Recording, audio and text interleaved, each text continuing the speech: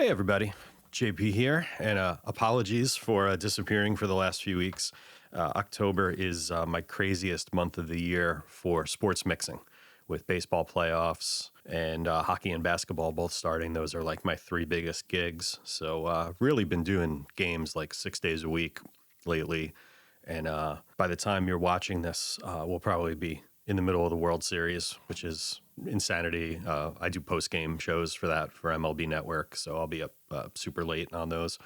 But yeah, really can't complain. It's all a lot of fun. And I'm sure come November, I'll be back doing these on a more regular weekly or every 2-week basis, something like that. So thank you all for your patience. Finally, we're getting around to the Rockhead kick drum. This is something I've wanted to do ever since those load notes came out and revealed it. So we have to assume that based on the name, it comes from Bob Rock's Rockhead band, which released an album in 1992.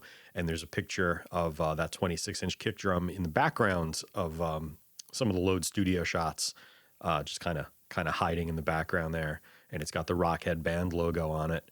So got to think that's where it came from. And we know that Bob and Randy had experience with nice big kick drums going back to Dr. Feelgood, Tommy Lee. I think it was a 26-inch Ludwig that he used on that album. And we're actually going to be going after that kick drum sound at some point in the future because it's pretty killer, and we're going to try to nail that. But getting back to Rockhead, we don't have any actual pictures of the setup. What we do have is a diagram by Randy Staub of the miking, and that's the big 26-inch kick drum placed 22 inches in front of Lars's main kick. This would be his main right foot kick, which is kind of like the primary kick. And you got to think of this as like an extension of that. It's almost like making a kick drum cannon or tunnel. And we know that the AKG D112 that is in there is going to its own track on the track sheet. It replaces one of the tracks where the secondary kick drum mic would be.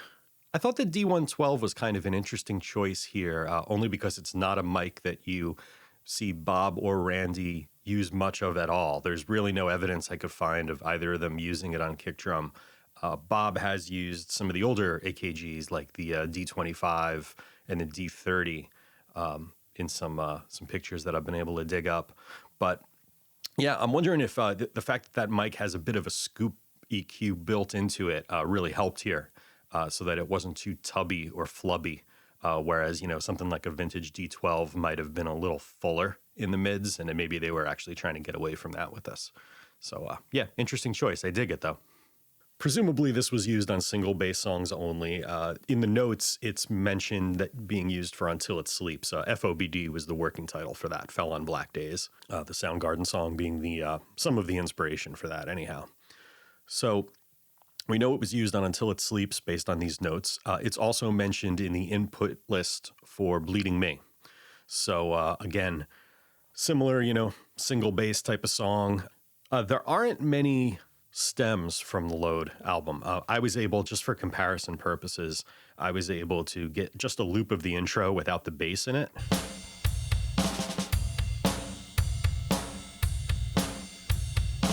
And without the bass playing there, you can really hear how much that extra kick does resonate in the room.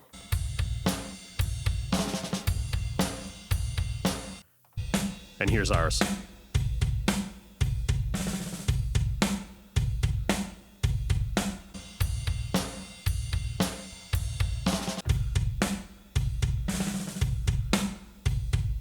Not bad. I do think we got the resonance tuned very similar. Drew Majewski, of course, got that tuned up, and I think we captured it quite well.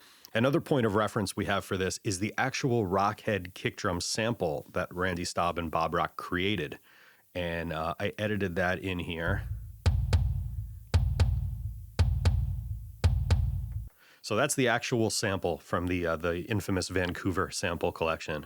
So it's tuned slightly differently. I think our drum is tuned closer to what was used on the album, whereas the actual Rockhead sample, I think, is tuned maybe a little higher.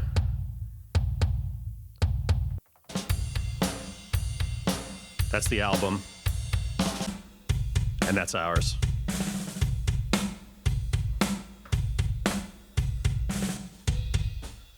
Flowers is soloed.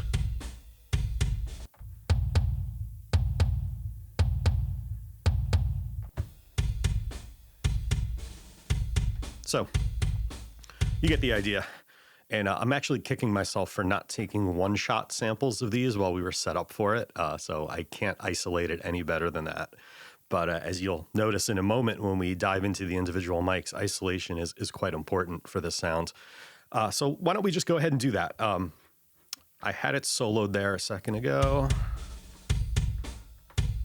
So I'm only using one mic on that inside kick, the 22-inch kick. And I'm just using the RE20 with good old graphic EQ curve, same as our videos in the past. And then I was really curious how the D112 was going to sound with it. That's the D112 by itself. And if you look at it on the diagram, in terms of phase, I was really interested to see how this was going to sound, because the phase relationship, you're really capturing like the reflection of the 22-inch kick as it bounces off the inner head of that larger 26-inch. So I was like, okay, well, I figured it was going to be opposite phase, but then you've also got some distance to keep in mind, right?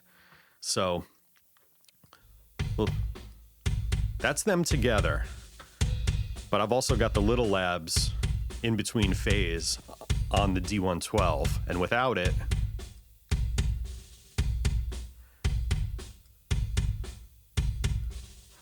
just see if I'm doing anything else. No, I'm not flipping anything else. Okay.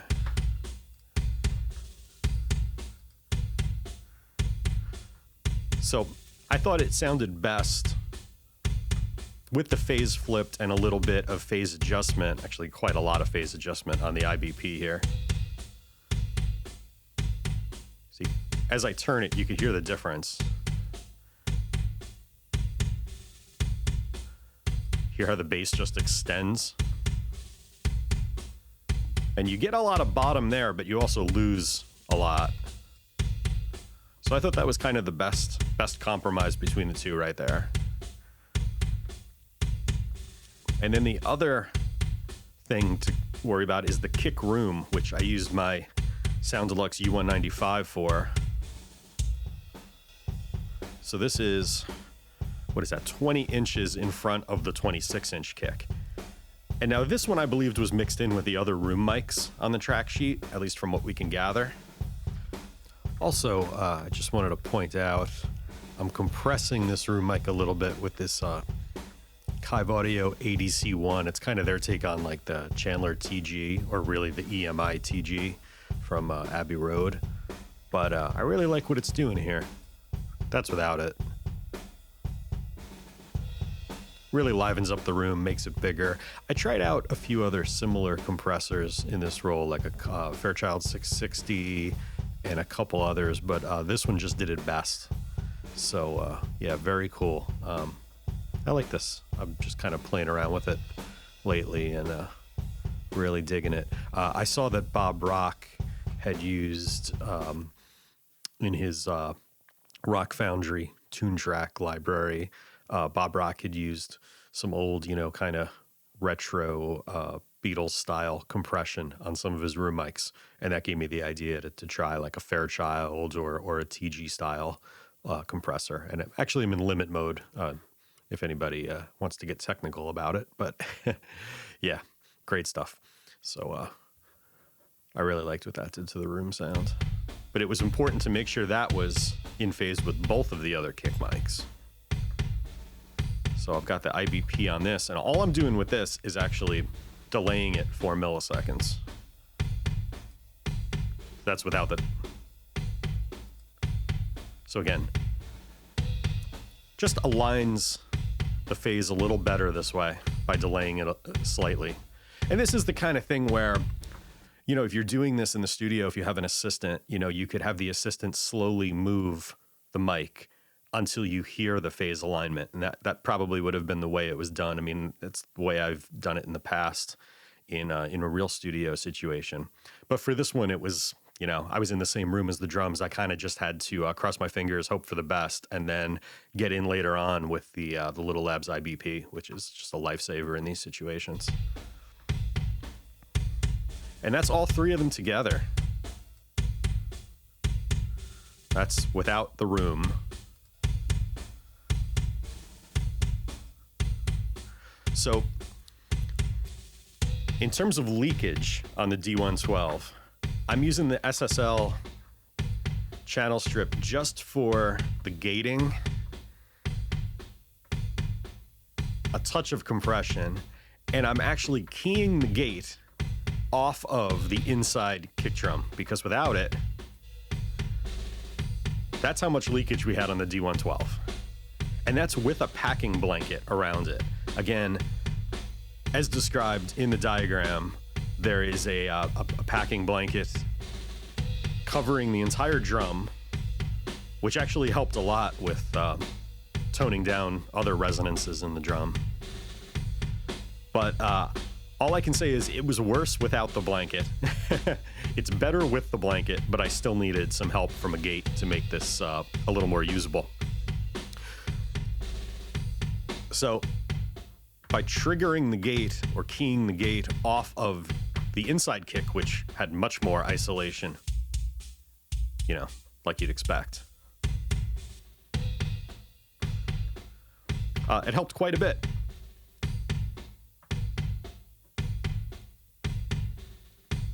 That's more of an expander, and then the gate's a bit harder.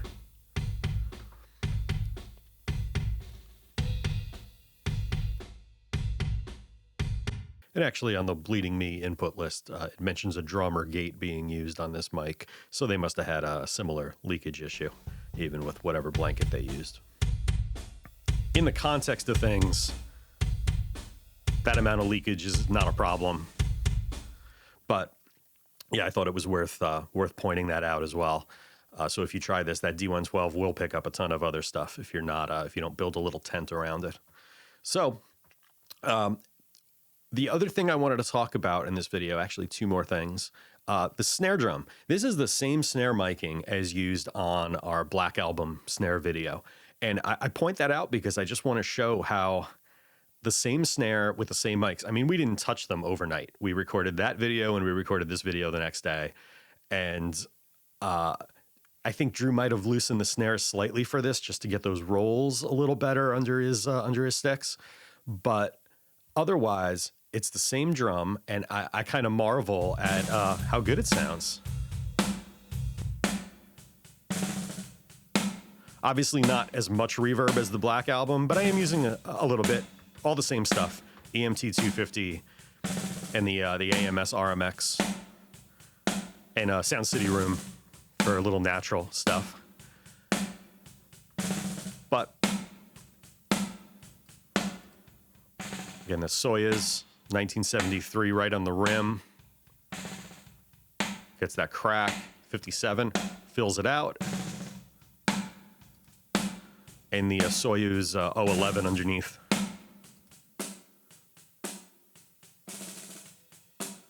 Kind of just perfect. So I was pretty happy with that.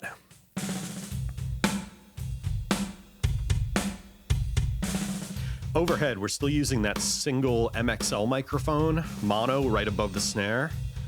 But instead of using, I use that UAD case stereo. I was demoing it. Well, my demo expired, so I had to try something else. So I'm actually, I have an instance of Sound City as an insert on this. And I'm primarily using it for the stereo 414s, but I'm also doing a little bit of the room on it as well. That's without it. So it's not bad without it. It's a good mono drum image. But I like this because it gives it a little stereo-ness, a little left-right movement. That's just the 414s there. So another really useful way to use Sound City. And again, for this, I'm not using the Lively, I'm using the tight drum room with these gobos around it. I usually use the live one, at least for all the Metallica stuff we've been doing. But for this, I thought this sounded a little better. And this is not 100% wet either. I am keeping some of that would be 100% wet. If I was using it as a reverb send, that's what it would be like, and I'd blend it in with the original mic. But since I'm only using it on that one single microphone here, I had it up what's about a 70, 80%, something like that. Yeah, 70% that would be. So, another fun thing to do with Sound City.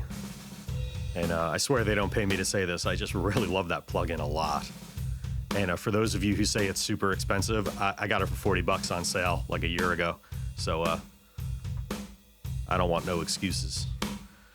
And everything else is the same stuff you've seen me using for all this Metallica stuff. I've got the Studer 800 on the bus. I've got the Kive X-Bus comp. Actually, the drums are barely hitting it here compared to some of the other videos we've done. And the M5133 bus equalizer. The overhead was soloed, that's why it was barely moving. Brain fart, we all have them. So yeah, that looks a little more normal, huh? And again, for comparison,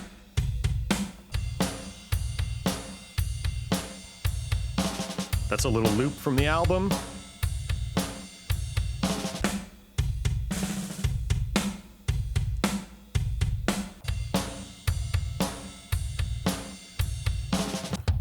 Rockhead by itself.